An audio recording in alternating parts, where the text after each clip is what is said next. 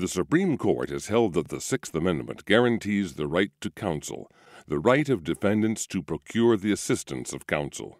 It is the duty of the court, whether requested to or not, to assign counsel for a defendant.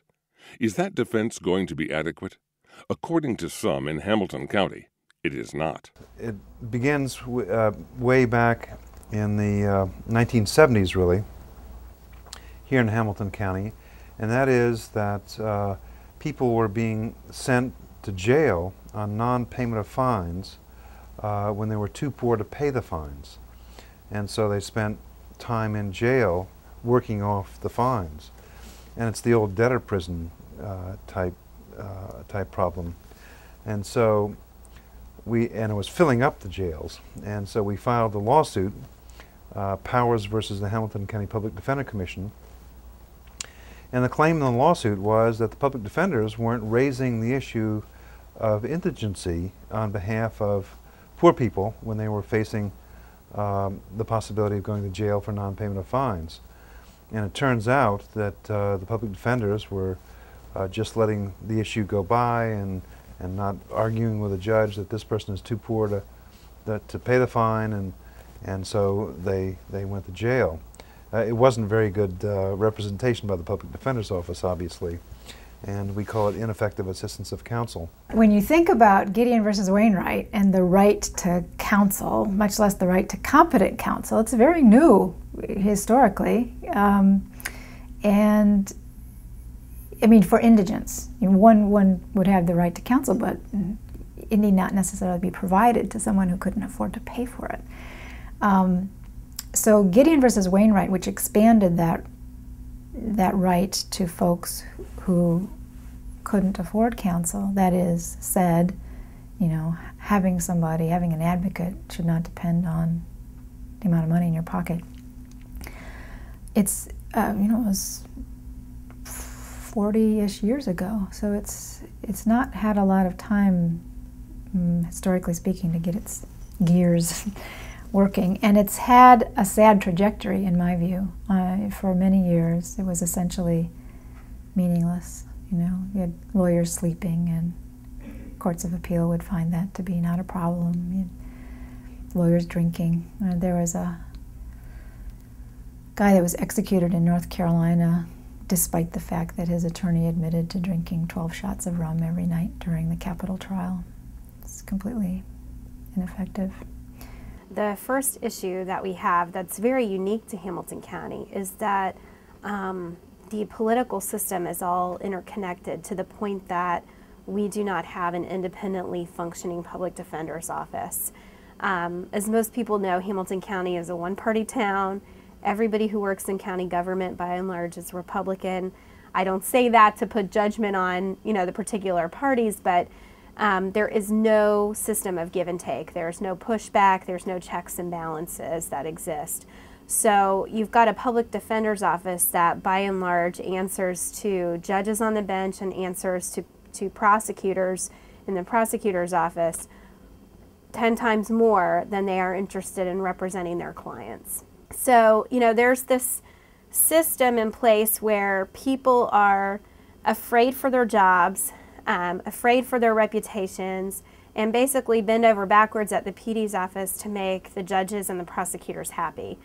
I mean, you have a prosecutor's office that is funded to this level and has a staff of investigators and all kinds of resources to do the prosecution. And then you have coming in the court the public defender, whether it's a staff public defender or an assigned public defender, basically on their knees in comparison to what resources the prosecutor's office has.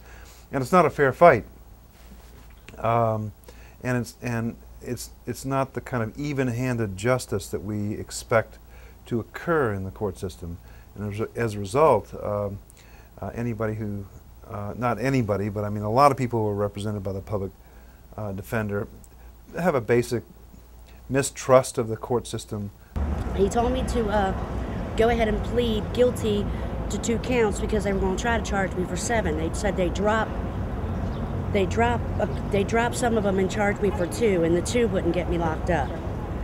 But the 2 of them got me locked up for 2 years apiece for them. So after he told me that I would probably get probation. So what do you think happened there? Why wasn't he able to provide the kind of defense that you needed to? See, it doesn't matter what they say or what they do or how they do a defense for you. They get paid either way. They're paid no matter what. He's supposed to, I guess, pull people out individually when you're first incarcerated, pull you out individually, speak with you, go over your case with you, get the profile and get your information. He pulled 3 of us out and did all 3 of us at the same time, just sat us down at the table at the same time. I first met my public defender during arraignment. She leaned over and told me that not to worry, that charges were ludicrous and it would most likely be dropped. We wound up getting a continuance because I was out of town for my first court hearing. But she reassured me on every occasion that either I talked to her or my father that everything was going to be fine and not to worry. Oh yeah, I heard about their case and they heard about my case. It wasn't privacy wasn't even there. They heard everything that I said to him and vice versa. But then other ones just really don't give a shit. They don't. They act like that, you know, all they're out for is the money and the title of a lawyer. So, I mean, I don't know. That's why we call them public pretenders. There is this unspoken understanding that, you know, people who are represented by the PD's office are bad, and we need to punish them and suppress them, and, you know, don't give them good lawyers, don't fight for their rights, don't, you know, cut them any favors because they're all bad and they need to go away. And that is definitely the mentality of not only the prosecutors and the judges, but the people in the PD's office as well. Because the client base of the public defender's office is not politically connected.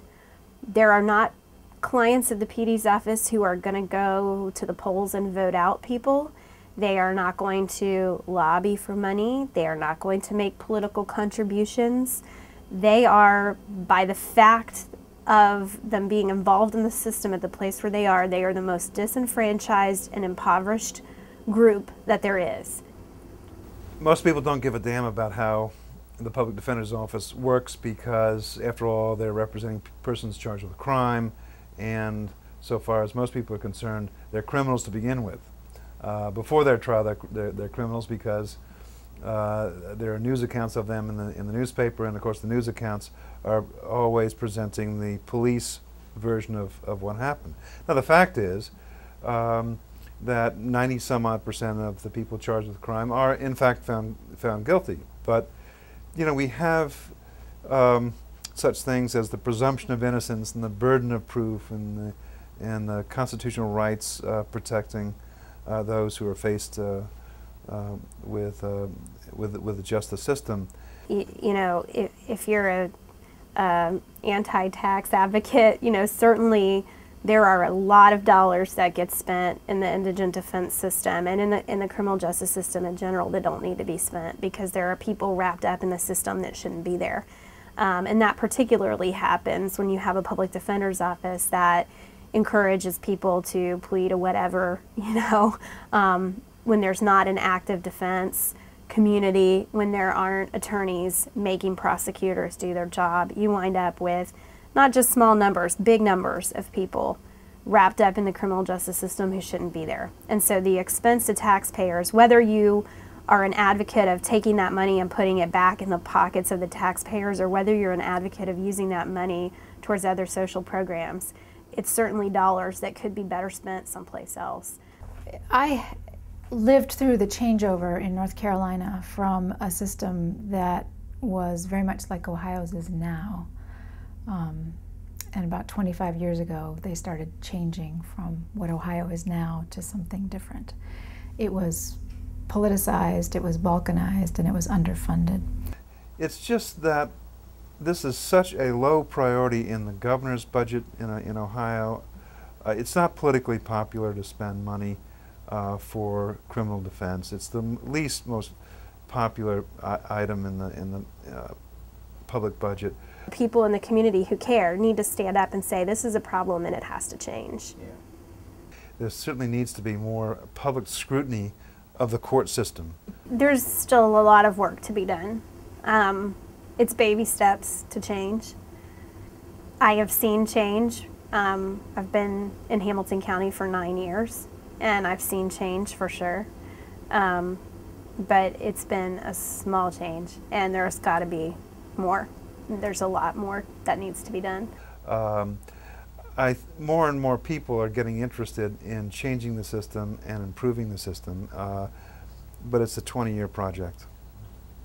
There are still clients who have no voice in the system. The PD's office is still very reluctant to push back on any of the policies of the court system or of the prosecutor's office, and that's got to change.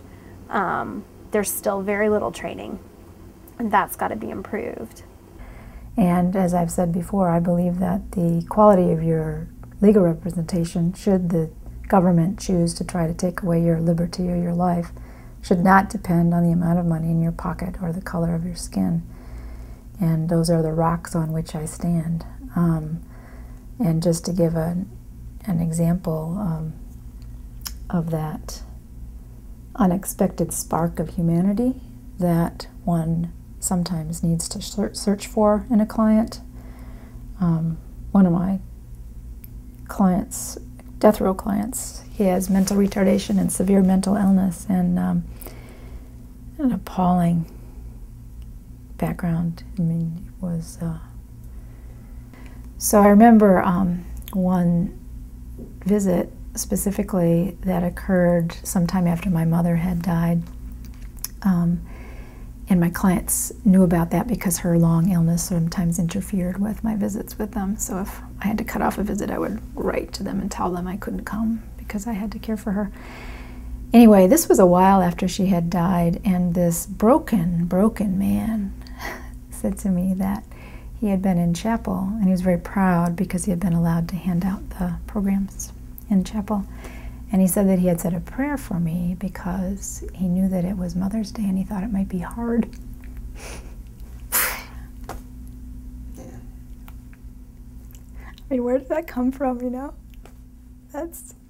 So that's the spark.